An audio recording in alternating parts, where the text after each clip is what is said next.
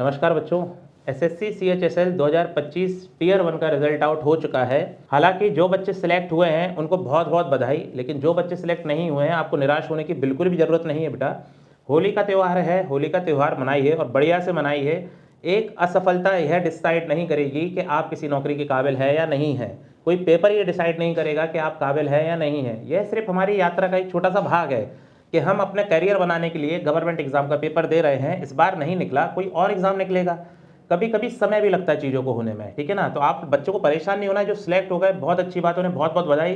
लेकिन जो निराश हुए हैं आपको निराश नहीं होना है। और जो कट ऑफ इन्होंने बताया बेटा सीएचएसएल का, वो इन्होंने बताया है आपका एलडीसी जेएसए क्लर्क कम टाइपिस्ट के लिए यूआर कैटेगरी का 144.25 कट ऑफ गया है बेटा आपका।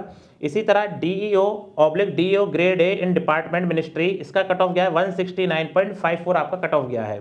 साथ ही इन्होंने ये सूचना भी दी है कि ये आपका जो टियर 2 रहेगा उसको जल्दी करा लेंगे एग्जाम को।